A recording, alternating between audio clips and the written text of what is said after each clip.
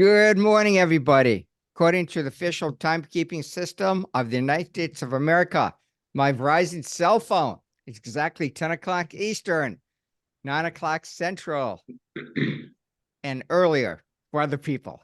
Anyway, thanks very much for joining us today. This is the Social Security Open Forum, sponsored by the National Social Security Advisor Certificate Program. I'm your co-host, Mark Kiner, and my gray fleece that I've had for about 20 years from the Montessori school that my kids used to go to long time ago. It looks like a beautiful day in Cincinnati, Ohio. I see some blue skies up there. Jim Blair, how's your day going so far? And you still live in White Oak? Until tomorrow. Tell everybody what's going on in your life. Well, I bought some new house with some property and moving tomorrow, and hopefully sell the other one pretty soon. Got an offer on it, so that's good. Yeah. Well, congratulations, Jim. I'm sorry, but I'm busy tomorrow. I'm doing a webinar. Anyway, I want everybody to know that Jim and I do have a commitment at 11 o'clock today. We're doing a 4-hour webinar for a private webinar for an insurance group out of Missouri. And as a result, we will have to end today's webinar a little early, looking at maybe 10 till 10 or maybe even 10 to 11 or even a quarter to 11. We'll see how things go. So anyway, why don't we get right into things? So you know the drill. If you have any questions and you want to go to the top of the line, please go ahead and raise your hand. Raise your hand. Well, Jade, do you want to just say something? Jade, go for it. Okay, maybe not. I'm so sorry. I didn't. I'm just here listening today because I was just in the class yesterday, and I just love to hear the feedback and what's going on. Oh, and you also get to see Jim and myself, Jade, right? You didn't see us yesterday. That's right. Double Okay. blessing. Thank you, Jade. Appreciate it. So if you have a specific question you'd like to ask, just raise your hand. If not, I'll go through the Hollywood Square things. I call them NSA squares, of course. I'm going to start with my good friend, Teresa. Teresa, I do follow football, and I know you Steelers haven't been doing that well lately. I'm sorry to hear that. But hopefully you'll win the next game you play. No, I doubt that. No, they played the Bengals next. I know, that's what I'm saying.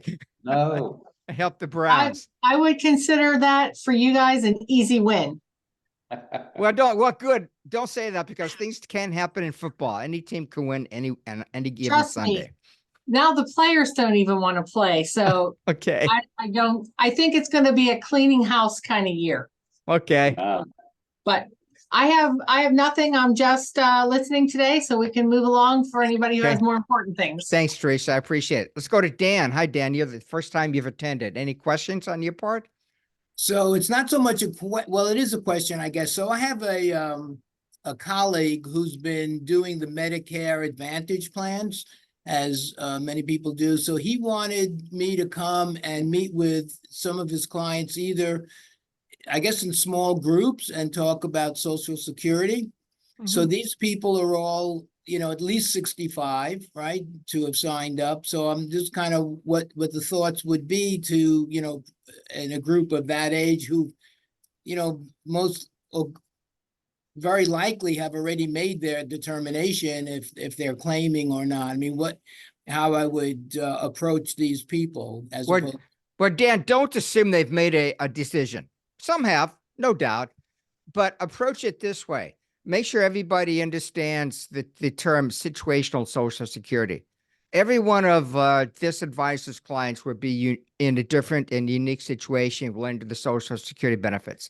So impress upon them what they heard a neighbor or friend or relative might be doing might not fit their personal particular situation. Right. Mm-hmm. So that's kind of the way I look at it. Just try to impress upon them. Everybody has options. They all have different types of questions. And that's what you can help them to do. Jim, thoughts? Yeah, that's probably it. I mean, you'll want to see who's filed and who hasn't. I'm sure there'll be some there that are on Medicare only. And they're going to want to be thinking about filing at some point, and they need to understand what their options are and look at their particular situation. So, I'd just approach it from the fact that there's gonna be somebody there who wants to understand about Social Security. Okay. Thanks, Dan. Thank Anything you. else you'd like to ask? No, I'm good with that. Thank you. Okay, you're welcome. Let's go to Aaliyah. Hello, Aaliyah. Hello. Hi. Happy holidays, everybody. Same to you. Thank you. Um, Thank you. I just want to review requirements for somebody who has been divorced. So I know they need to have been married for at least 10 years, be unmarried to claim off of those prior benefits. So I have a young client right now. She's actually remarried. So ineligible for benefits off of the ex-spouse, as I understand it. And I just wanted to verify. So if somebody has turned 62 or, somewhere in being able to take benefits and is claiming off the ex-spouse and then gets remarried, do they lose those benefits or get to continue to take them? Jim? Yeah, they will lose the benefits effective the Okay. month that they remarry. Okay. And I had some questions on divorced spouses just over the weekend. And what some folks don't understand, they think once someone remarries, they're out for good. But as long, if that second or third or whatever, however many marriages, if they end and that person is now single again, they can be eligible for the Off benefits of any again. of Yeah, the marriages? any that lasted 10 years or more. Okay. So that just because you get married doesn't terminate it forever. It's just you're not eligible while you're married. But if that ends for whatever reason, divorce, death, or whatever, then you become eligible again. Okay, great. Thank you. Okay, don't forget Hopefully though, that is not their situation, but Yeah. thank Yeah. you for the information. but there's that 2-year thing. Don't forget. So if you've been Right. divorced for less than 2 years, your ex must be receiving. Divorced for 2 Right. years or longer, your ex does not need to be receiving, but you both must be at least age 62. Right. Okay. And of course, deemed filing does apply to ex-spouses. So if an ex-husband's looking to draw off an ex-wife, he must take his benefit first. And then if he's eligible for something off her work record, he'll get that too. Got it. Great. Thank you. Okay. All right, let's go to Mark. Hello, Mark. Good morning, everyone. In the interest of moving along, I'll just wish everybody happy holidays. I don't have anything for today. Okay. Thanks, Mark. Marianne. Thanks for joining us, Marianne. I know you had a few issues trying to connect in. Yeah, I'm good now. I was I just trying to make sure my 3 kids weren't running all over the place. I had to I get move it. rooms.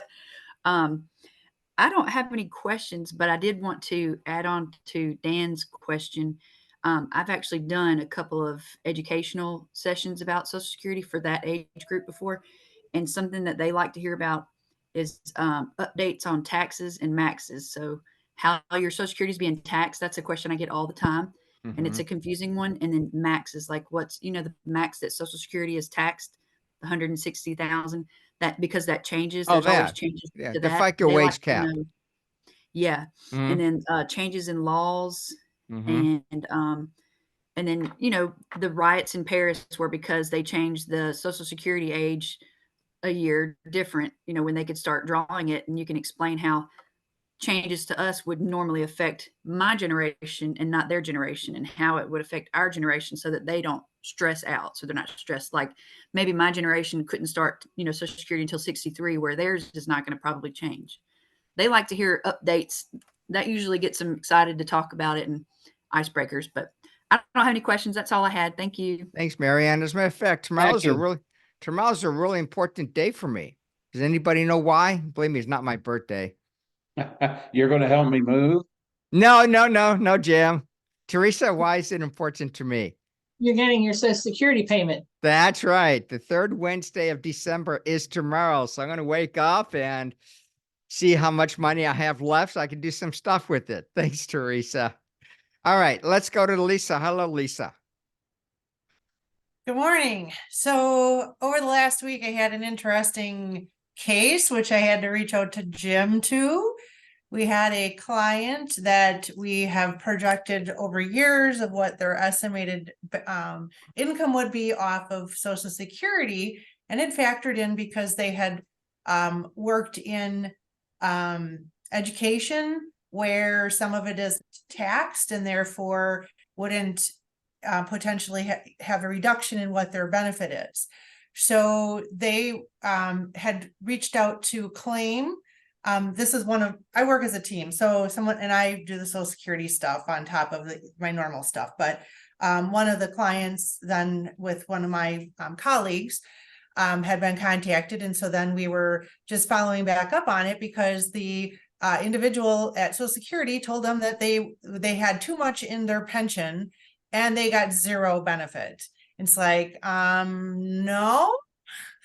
And so because we've got tools that we use to calculate those things for the reductions, and that had been all baked into their plan. And she's upset because she's contacted them and the guy just says, nope, you're not eligible. So I'm like, that's not right. So then I backtracked to Jim and provided the case information to Jim, and he confirmed that the individual's wrong. And I was on the phone with her for some time to explain again the WEP versus the GPO, and that the guy probably got the two mixed up. So then she reached back out to Social Security, talked to someone else, and was able to get that rectified with those people. And they then made him contact her and explain what his mistake was. Hopefully it was a good learning experience for him. So if it doesn't sound like it's right to you and the client asks you, check into it because it can be complicated. Mhm. So I appreciate being part of the group and the information available and all of that, because it does have a substantial impact, even though she did well in her other career. If she would have been given up about $12,000 a year in what she already paid in for Social Security taxes. So long-winded, but we're advocates. And that's why we're here. Jim, thoughts? I'm just encouraged that at least they're out there trying to correct their mistakes. So having that guy call and explain it to her, I'm sure he'll remember that the rest of his life. So, and not only was that good for her, but it was good for him. I recall a mistake I made telling somebody about spousal benefits before I'd ever been to training. They put me out there. I was a brand new employee. And I had somebody real excited with the amount of money they were going to receive because they were going to get their own retirement and all of their spousal benefits. And I had to correct that. So, that was, I guess, 1975. You remember that stuff. Good to hear that they're trying to put out the right information. Okay, let's go to Lynn. Hello, Lynn. And by the way, folks, if you catch me looking at my phone, it's because we do have a webinar at 11 and people are trying to connect with me and I'm trying to get to, let them know what's going on. That's kind of why. Okay. Hi, Lynn. Hi, how's everybody doing today? All good. Thank you. Appreciate it. Good. I have no questions today. I am impressed that an agency would actually call somebody back and say, hey, I made a mistake. In my line of work, I wish I could get the IRS to admit when they make a mistake. But yeah, I've got no questions. Just here to listen and learn. And Merry Christmas, everyone. Thank you. Appreciate it. Happy holidays too. Okay, I didn't get that. Okay, let's move on. Okay, let's go to Leslie. Hi, Leslie.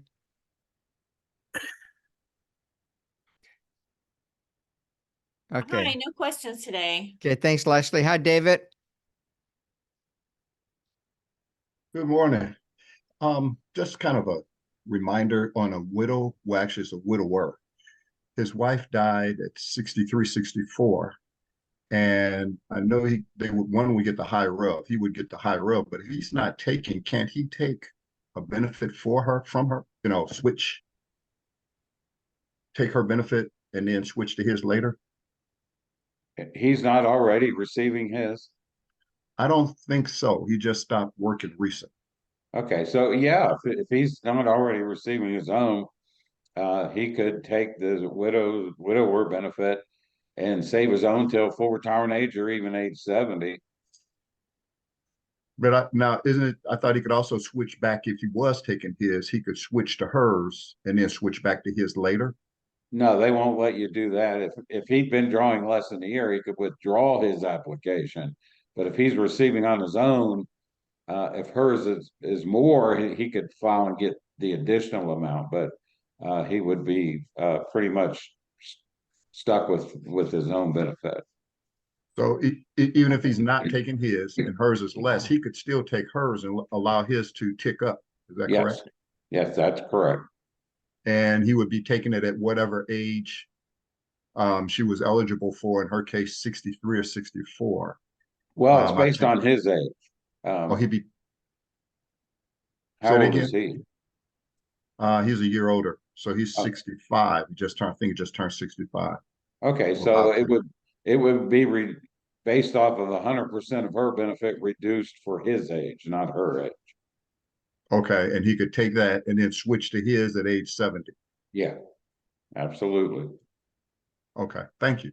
So Sure. let me just repeat one thing. So if you're receiving your own benefit and then you start to, you're going to switch to the benefit as a surviving spouse, you cannot go back to your own benefit down the road. That's kind of what it is. Okay, Okay.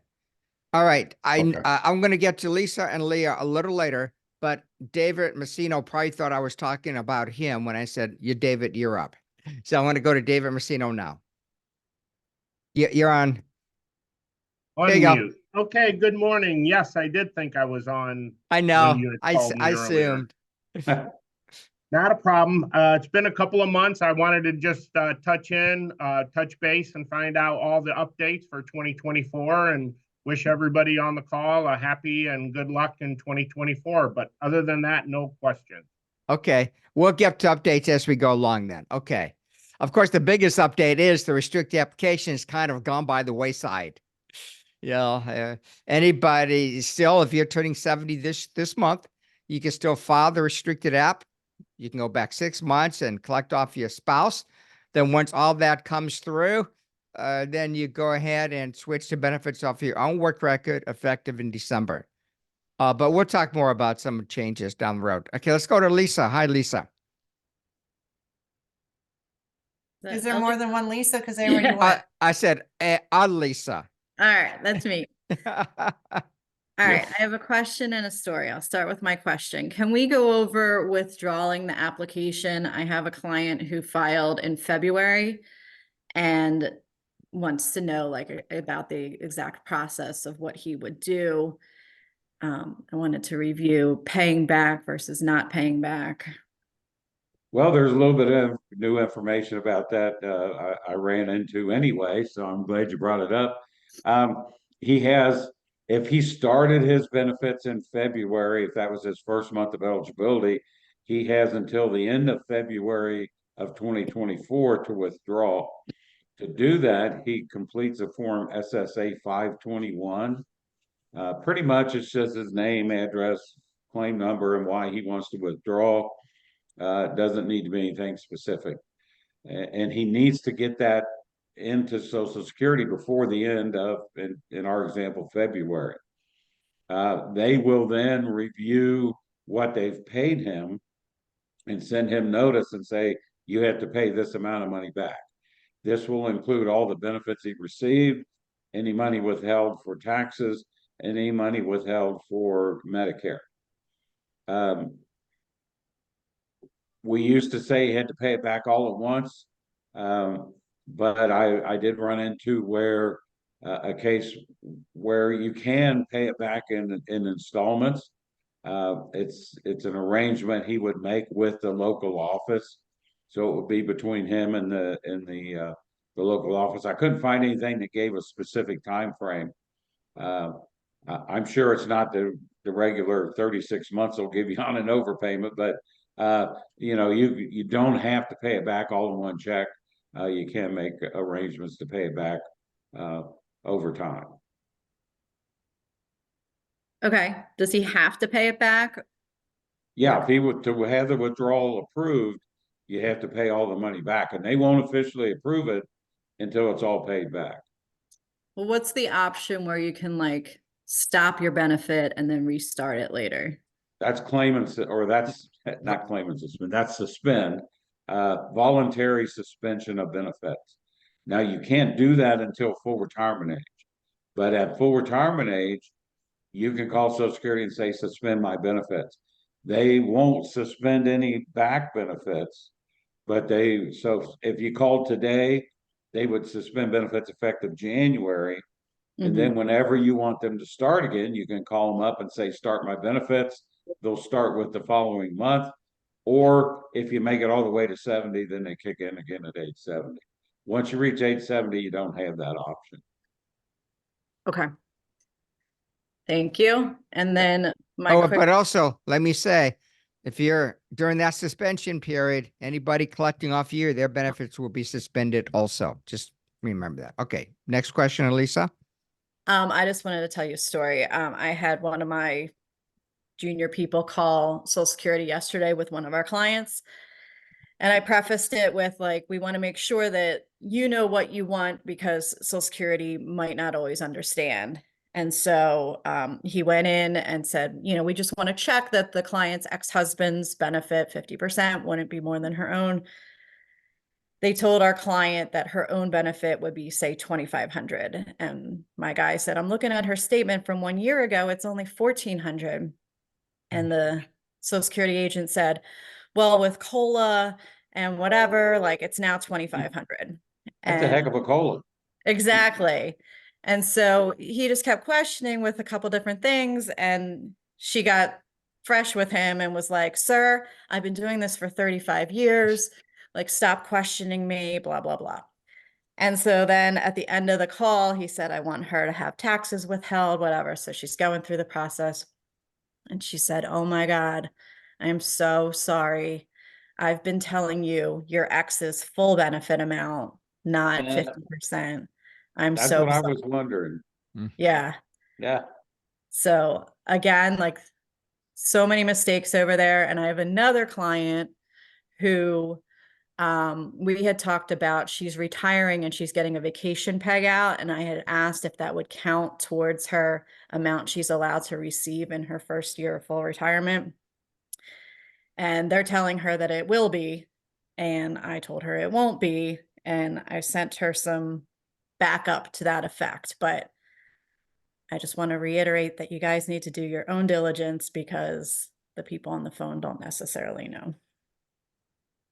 Thanks, Elisa. It's a good point. Appreciate it. Okay, now we'll go to Aaliyah. Hello, Aaliyah. Hi, thanks for letting me jump back in. The question on widower benefits reminded me of, so I had a client who lost her husband a couple weeks ago and got in touch with Social Security Administration. He's the higher earner, and they're telling her that she's entitled to 80% of his benefit, which I can't figure out. She's going to get me some more information, and I'm not quite sure what additional questions to ask, but if his benefit was higher, she should get his full benefit. Could it be they're saying that 80% of his on top of hers is what gets her the full benefit? Or how do they phrase that? How does that work? I'm wondering if maybe he took benefits before his full retirement age, maybe filed at 62. Okay.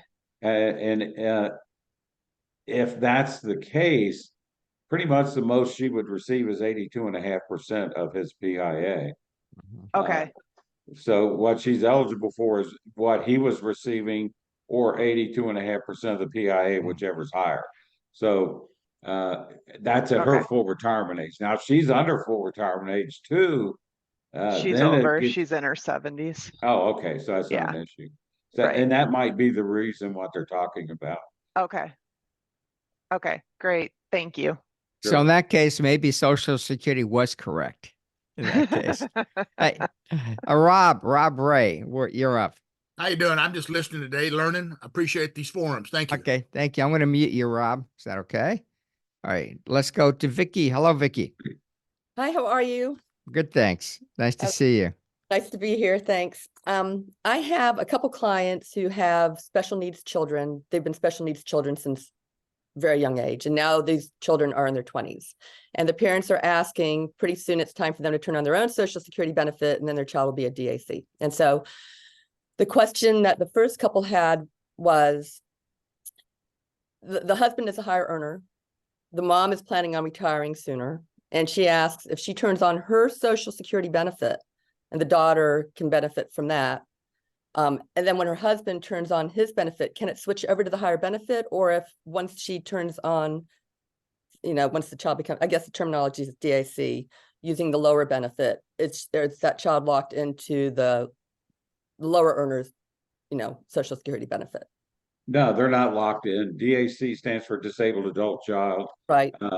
And that child could draw off of mom, and then when dad applies, they stay technically entitled on mom's benefit. And the reason for that is because after 2 years, that child will be eligible for Medicare, and you need that to continue. Well, the kids are already on SSD. I meant to just say that to begin with. So they're already on Social Security disability. So they're on SSD, and then they're asking but it's a very low amount. Social Security, it's very low amount. And so when the mom turns on hers, she's concerned if she turns on hers, will that prevent the child from actually benefiting from the dad's if he waits to 70 and turns his on at 70 or whatever.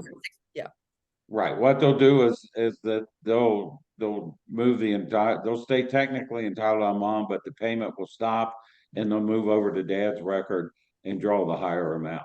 Okay, thanks. And then that's actually the difference between the SSD and the parent, or just switches over. The SSD disappears, or is it the SSD plus an add-on from the parent? If it's the SSD will stay, and then they'll receive an amount equal to bring them up to the higher benefit. Okay. All right. Thank you so much. Sure. Nathan, you're up.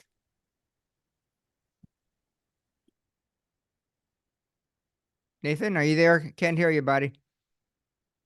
Yeah, I'm here. I'm just watching and listening and learning today. Okay. But I appreciate you asking. Don't have any questions today. Merry Christmas to everyone. Thanks. Appreciate it. Nathan. Let's go to Chris. Hi, Chris. Morning, everybody. Howdy. Mark, thanks for helping out on the Irma question the other day. We were able to get that resolved. Okay, you're welcome. Appreciate it. Go back to Social Security 3 times, get it taken care of, but finally got somebody on the phone that cared, and they got it taken care of. Working on a divorcee right now, previously married twice. So get some answers for her. She had, of course, a lot of bad information from her friends and other people there. So getting her straightened out. Appreciate all the knowledge you guys share. Thank you. Merry Christmas to everybody. Now, I wanted to let everybody know there's another designation out there, IRMA Certified Planners. It's, I don't have a website offhand, but it should be pretty easy to find. But anyway, these folks took our class, at least one of them did. The Paul guy took our class. I'm not sure if Mark did. Anyway, it's a really, really deep dive into IRMA. IRMA Certified Planners, you might want to look into them, see if it's something that you guys might want to do. Okay. Alicia. Hi, Alicia. And tell them I said hi. Okay. Alicia, hi. Hi. I did have a question, but we kind of already covered it. It was the difference between the file and suspend that used to be, and I knew isn't really a thing anymore, but yet I've had a couple clients that when we've looked at it, the recommendation is to suspend. And so we did talk about the voluntary suspension. So that makes a lot more sense on my side. And then other than that, just here listening. So I'm glad that I was able to already get my question answered. Thanks, Alicia. Let's go to Robert. Hello, Robert. There you go. Good morning. Morning. I'm sorry, I zoned out for a second because I had a call come in, but I just want to thank you for for whenever I have a question, and it's usually the same question that I get once a year and I don't remember the answer to it. Mhm. I call you, you give me the answer, and I feel smart for about 5 minutes, and then I forget about it for another year. So the biggest resource to me that you and Jim represent is because I don't deal with this all the time, and I I don't want to become a specialist. When I have a question, you guys are there, and I do learn from hearing everybody else. Frankly, it's almost like I'm in another world because I don't have to deal with this stuff most of the time. But I do learn a lot, and I don't have any particular questions today. I'm just learning from listening to everybody else. Thanks, Rob. Rob, appreciate your comments and support for our program. I was going to say that I definitely do my best to answer questions. I'm not able to. I definitely get Jim involved. Yeah, you always answer quickly, and I try. You make me look smarter than I am. So Hey, that's great. Hey, don't ask the people I haven't called back over a year ago. So they're going to say I'm not as quick as I think I am. All right. Hi, George, you're up, I guess. I think you just joined in, but you're next on my list. Let's go for it, George. Good morning. Good morning. I want to thank you. I did my first application to help an individual get their Social Security benefits. Went through the whole list and just thanks for giving me the courage and encouragement to do that. And so learning a lot from you guys. Thank you on listening in. No questions today. Thanks, George. I'm going to go down to Bruce because Bruce was the first one to join in today and I haven't gotten to him yet. So Bruce, you're up next. How you doing? I don't have any specific questions right now. Wish everyone a happy holidays, happy Hanukkah, Merry Christmas, great New Year, and hopefully we have more of these forums. I do learn a lot, even though I just listen. And Bruce, thanks, Bruce. My goal is to have these every other week, definitely. All right, thank you. Luke, you're next. Hi, Luke.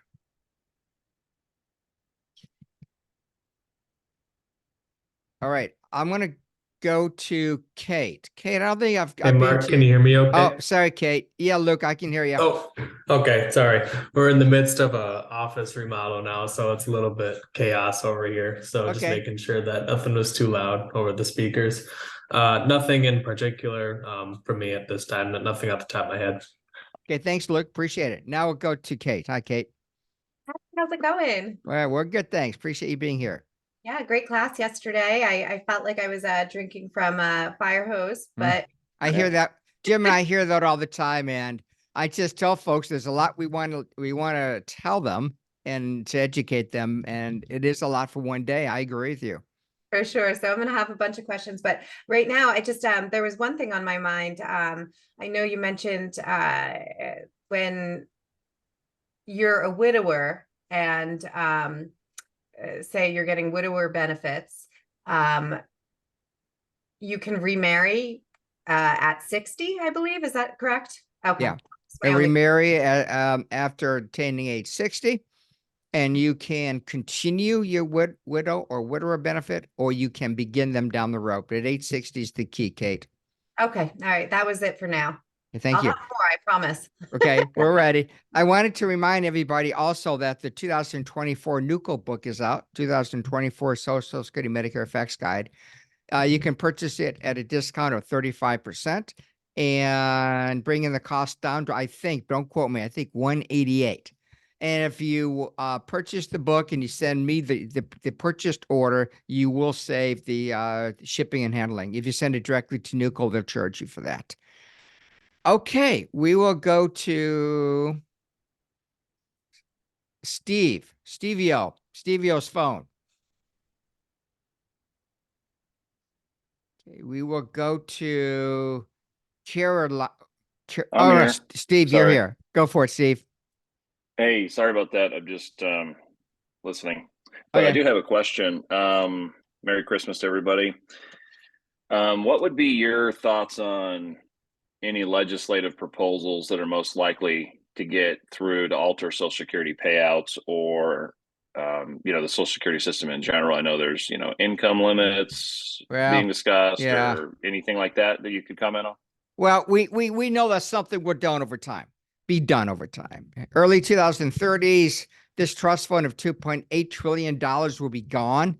And so if Social Security will have to make some changes to avoid recipients benefits being reduced by 20%.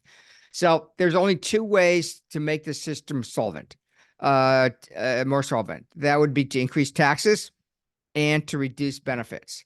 So one thing Jim and I always talk about is potential for increasing full retirement age from the current level of 67 all the way up to age 70, and also increasing the maximum FICA wage cap, which is currently at 168.6. I believe that's the right amount, and maybe making that 250,000. Or there's another proposal to keep it at 168.6. Of course, increase for inflation, and then start collecting taxes at maybe 250,000 or above. Now, those types of the people that are 55 and older will probably get paid under the system they see. However, though, if nothing is done to make the system solvent, they also, me included, will take a 20% haircut when this trust fund is gone. And so nobody should take benefits today just because of potential changes down the road. Jim, what are your thoughts? Yeah, I agree with that. It's the worst reason to take benefits because of what the potential changes are. Usually when they make the changes, it's down the road.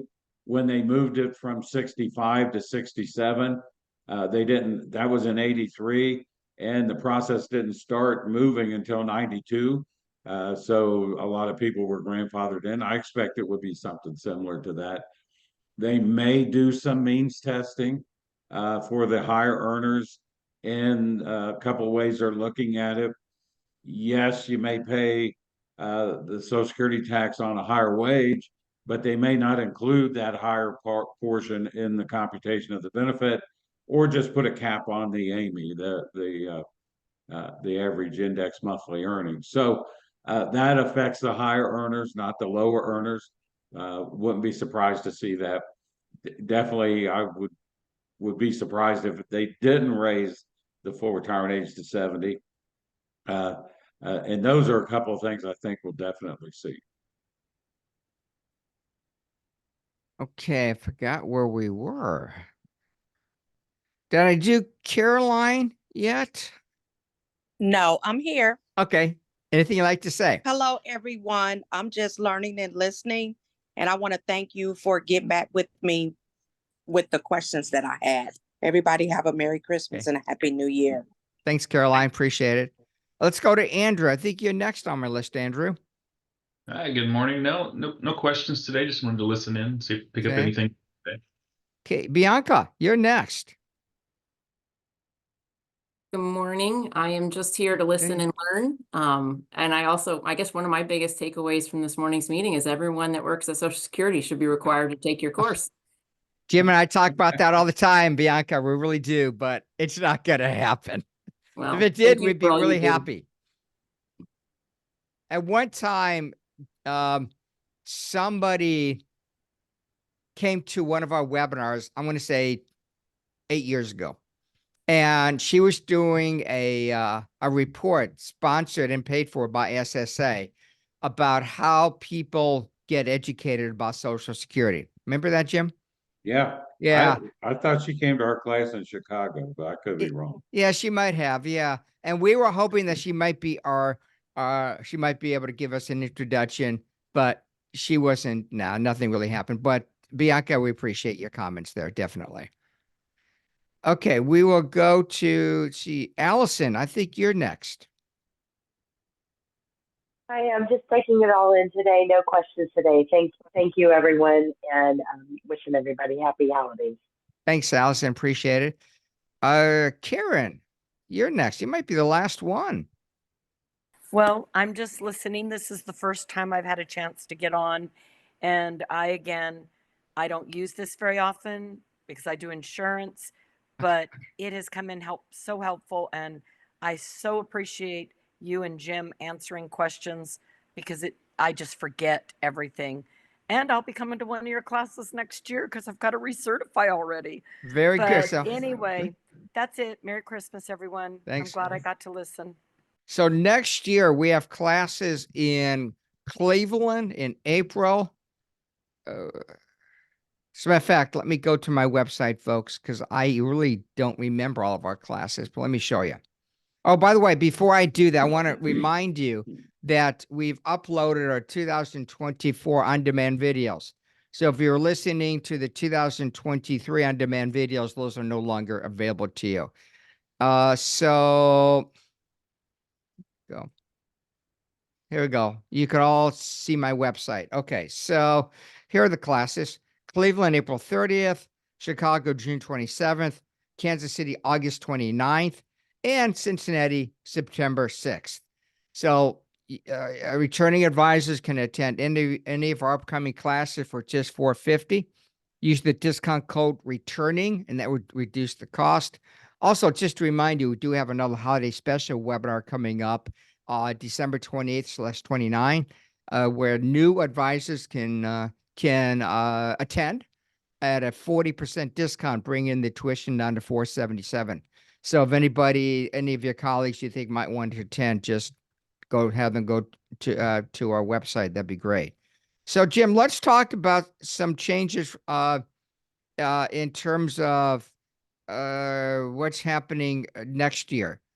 And we can do that by going to the 2024 COLA fact sheet right here. So here's the fact sheet for the 2024 COLA adjusted figures. And of course, the biggest adjustment folks will see is kind of right here. I don't know if you can really see that. The FICA wage base will be $168,600 for 2024. So it's going up from 160,000 to 160,600. And then under quarters of coverage, to obtain a credit, now it's 1,730 versus 1,640. I don't know why they call this quarter of coverage. Why don't they call it credit? I don't know, but it's been that way for so many years. Definitely. Jim, we have about 5 to 7 minutes, and we'll keep going over this list.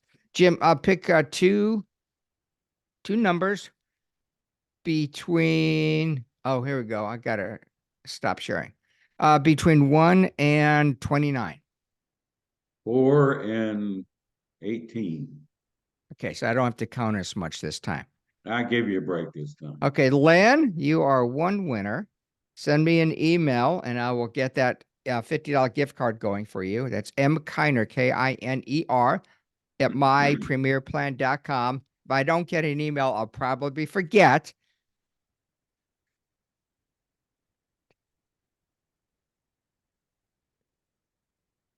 And Nathan is also a winner of a $50 gift card. So send me an email, folks, and I'll have my son Aaron send you a $50 gift card electronically. Okay, so Jim, let's continue talking about changes for next year. What are the earnings test changes for next year, Jim? Well, for up till the year before you reach full retirement age, it's $22,320. And the year you reach full retirement age, it's $59,520. So they both, particularly the other one rose pretty good. Went from what 56,520 to 59,520. Mm-hmm. And yeah, I had a question today from somebody. He was telling me that client that was going to start to begin benefits, and the person's, we know that the monthly test is you take the 22,320 and divide that by 12. Jim, is that like what, 1,800 or so? 1860. So he was telling me that during the year, his client's monthly income will exceed 1860, but overall, the annual gross income, earned income, will not exceed 22,320. And he was wondering how the monthly test works with the annual test. So I told him that the annual test is the default. If the earnings for the year does not exceed 22,320, we do not care what his monthly earnings are. And so he was quite happy to hear that. So even though his client in 1 year might earn one month might earn $5,000, that will have no bearing on of any benefits being withheld through the earnings test, because the total earnings for the year does not exceed 22,320. We will That's get that correct. question quite a bit, definitely. Jim, any questions you might have received over the last week or two that I'd like to share? You answer questions all the time. I see those. Well, I want to point out that a day not too long ago, every answer that the Social Security Administration gave out was correct. And that's because not too long ago, it was the customer is wrong day. You know, the customer's always right. Well, that day, the customer's always wrong. So Social Security was free to give out any information they wanted, and they would be correct because whatever the customer said would be wrong. I told my friend that works in the Springfield, Ohio office about that, and told him he was free to just say whatever he wanted to people that called in. So he was quite happy about that. Other than that, you know, we had some questions this week from a couple people about unique payments in connection with windfall. Now, this also applies to government pension offset. And both, at least two of them, their clients wanted proof, so I provided the Palms references. But unique payments still count. What we're talking about is when a lot of times when people will roll, instead of taking a monthly benefit, they'll roll it over into a 401k or something similar to that. A 403b, I think, is one of them. I don't know all the letters and numbers, but if you roll it over into that type of account, then the offset, either the windfall offset or government pension offset, applies right away. And what Social Security does, they have a chart that will tell them what to use, but they'll take the total amount that was deposited in these accounts, the person's age when they did that, and use their life expectancy and determine what they call a monthly benefit amount, because the person has control. They control when they want to withdraw and how much they want to withdraw. And so the offset applies right away. We got quite a few questions on that in the last week. Hey, folks, I do need to end today's open forum a little early. Apologize about that. We will reconvene in 2 weeks. There are some open forums that are scheduled for like in the afternoon to see if any West Coast advisors will join us. We'll see. But offhand, I don't really know when our next one is or what time, but it's all in a recent newsletter that I sent out. Folks, thank you. And I will talk to you in 2 weeks. And I think that's before December 31st. Take care, everybody. Bye. Bye. Merry Christmas. Happy Happy holidays.